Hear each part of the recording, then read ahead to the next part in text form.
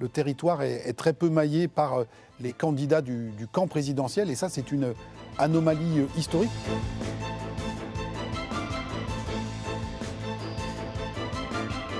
Jérôme Fourquet, bonjour.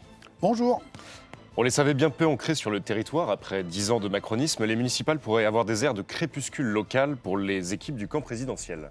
Alors effectivement, quand on regarde cette carte, on s'aperçoit que les députés Renaissance qui sautent le pas, qui décident de se lancer dans la bataille des municipales sous leur propre étiquette, sont extrêmement peu nombreux. Le territoire est très peu maillé par les candidats du camp présidentiel et ça c'est une anomalie historique. Alors on repère Madame Spielboult à Lille, une grande ville, Monsieur Cazenave à Bordeaux, mais sinon on constate que la carte est désespérément vide. On voit rétrospectivement comment Emmanuel Macron a toujours fait l'impasse sur l'implantation locale de son parti. Ça n'a jamais été un sujet important.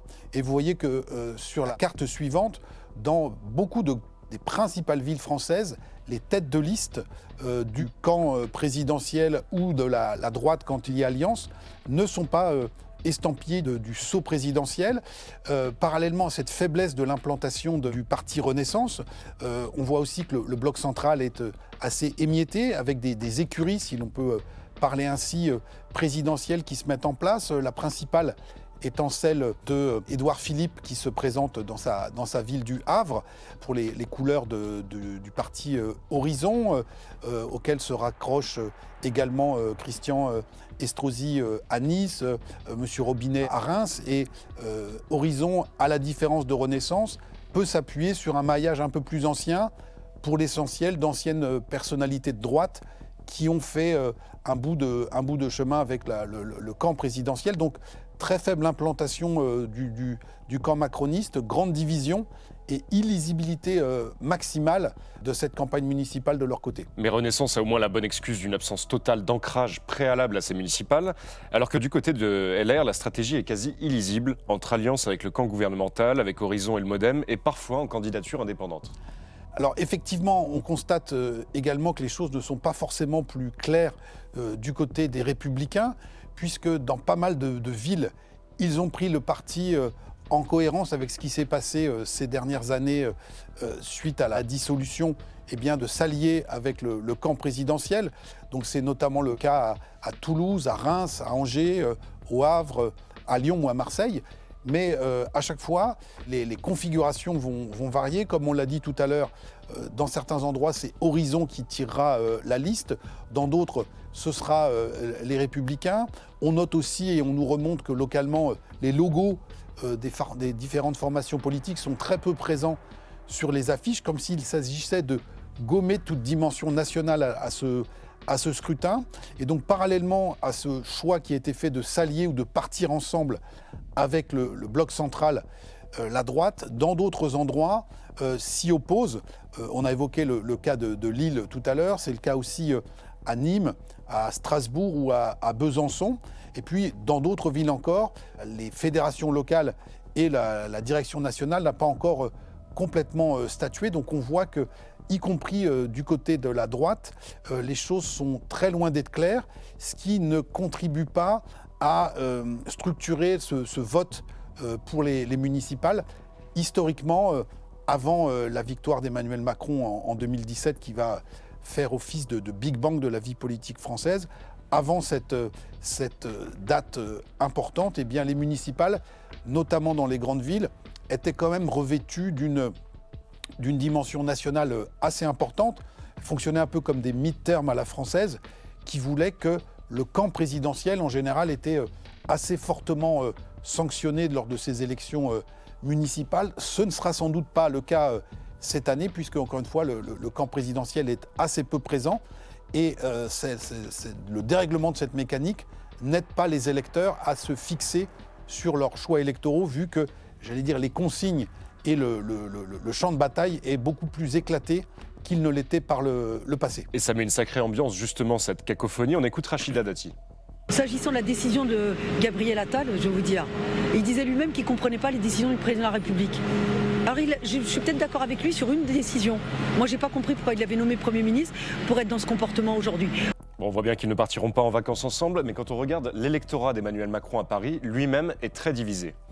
Alors effectivement, on est un vieux pays centralisé, donc ce qui se passe à Paris quand même a une résonance nationale. Et donc là, on est bien dans le schéma assez singulier qu'on a décrit précédemment, c'est-à-dire une liste menée par Rachida Dati qui historiquement appartient au LR, qui est soutenue par le président de la République lui-même, par également un certain nombre de ténors macronistes de la capitale qu'on a vu sur la vidéo que vous venez de passer. Et puis en face, on a une liste conduite par M. Bournazel qui a reçu le soutien à la fois de Horizon, formation à laquelle il appartient, mais également le soutien de Gabriel Attal, ce qui a provoqué l'ire de Rachida Dati.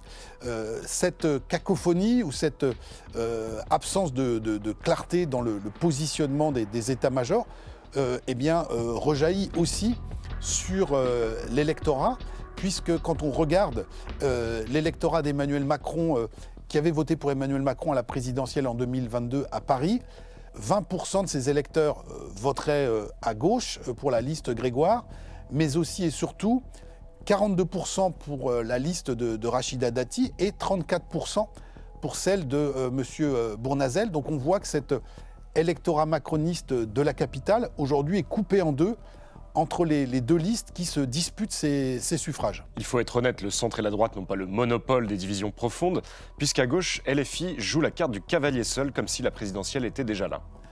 Alors effectivement, nouveauté cette année, LFI a décidé, comme on dit dans le jargon, de se compter, de peser sur le paysage municipal et national en se présentant de manière autonome dans de très grands nombres de villes françaises, et notamment donc du coup en rompant l'alliance qui avait été passée au moment des législatives avec les autres composantes de la gauche dans le nouveau Front populaire.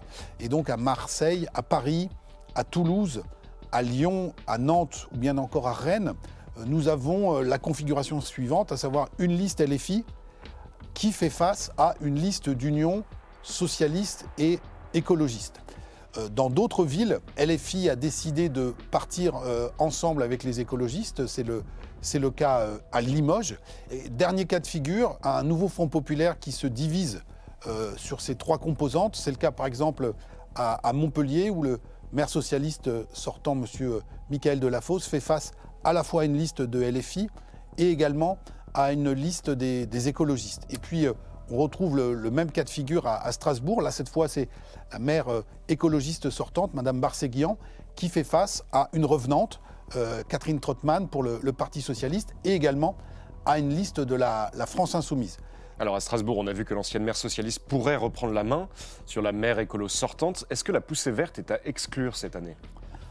Alors, si on fait un petit retour en arrière, les élections municipales de 2020 avaient été marquées principalement par la poussée écologiste dans bon nombre de grandes villes françaises. Une petite dizaine d'entre elles étaient tombées dans l'escarcelle d'Europe Écologie Les Verts, au premier rang desquelles Lyon, Strasbourg, Bordeaux ou bien Poitiers. Et la question qui se pose aujourd'hui, c'est de savoir si les écologistes vont être en capacité de conserver ces villes qu'ils avaient conquises. Alors, il n'y a pas de règle absolue ou de tendance nationale. D'après les premiers sondages qui sont réalisés ville par ville, on voit que dans une ville comme Bordeaux, dirigée par M. Urmic, sa liste est en bonne position pour ces élections. Dans d'autres villes, c'est plus compliqué. On l'a vu à Strasbourg pour Mme Barseguian. Et le cas le plus emblématique, c'est ce qui se passe à Lyon, avec le phénomène Aulas, Jean-Michel Aulas, qui se présente à la tête d'une large liste de rassemblements du centre, de la société civile et de la droite, et qui met en grande difficulté le sortant écologiste Grégory Doucet. Les sondages qui sortent régulièrement indiquent un écart de plus de 20 points et une avance de plus de 20 points en faveur de Jean-Michel Aulas sur la liste de Grégory Doucet. Et l'écologie politique en tant que telle est déjà reléguée dans les priorités des Français, à en croire cette étude toujours attendue de l'IFOP. Cette difficulté rencontrée par certains maires écologistes peut s'expliquer peut-être par un contexte local et des décisions qui ont été prises en cours de mandat, mais il y a aussi une ambiance plus générale, un climat d'opinion qui, comme on le voit au regard de cette enquête, est marqué par le fait que par rapport à il y a quelques années, la préoccupation environnementale des Français a quand même significativement rétrogradé. Non pas que le sujet ne les intéresse plus, mais considèrent qu'il y a d'autres sujets. Et les sondages qui sont réalisés dans la perspective des municipales indiquent que les sujets numéro 1 pour les Français, pour ces municipales, sont dans l'ordre la santé et la sécurité, l'écologie arrivant assez loin derrière, ce qui constitue un vent nettement moins porteur pour les listes écologistes, notamment quand elles sont sortantes. Alors le RN, lui, va tenter de transformer l'essai après son succès des européennes et la percée des législatives. Pour quels objectifs ? Alors, rappelons que le Rassemblement national, qui pèse d'un poids très important au niveau national, est assez peu implanté municipalement. Il gère une grosse dizaine de villes en France, conquises en bonne partie en 2020, la plus importante en nombre d'habitants étant Perpignan, et comme on le voit sur la carte. Et là, aujourd'hui, l'enjeu pour le parti, c'est de montrer que ces municipales constituent une nouvelle étape dans la dynamique d'accession au pouvoir national. Et cette étape doit se matérialiser par la conquête de nouvelles villes. Alors, on s'intéresse notamment du côté du Rassemblement national, géographie électorale oblige, d'abord à ce qui se passe dans le sud-est du pays. La liste de M. Alizio à Marseille est assez bien placée, même si Marseille constitue un gros morceau. Il faudra regarder aussi ce qui se passe à Toulon, à Nice, avec nouvel allié du Rassemblement national qui est Éric Ciotti, mais plus certainement encore dans pas mal de villes moyennes, puisqu'on le sait, c'est plutôt dans les villes moyennes que le Rassemblement national fait ses meilleurs scores. Il est handicapé par la sociologie des grandes villes dans les élections municipales, dans les métropoles. Et la percée de Franck Alizio ne vous paraît pas surprenante au regard des priorités de ces municipales pour les électeurs marseillais ? Alors, aujourd'hui, les sondages indiquent que M. Alizio serait au coude à coude avec le sortant M. Payan à Marseille.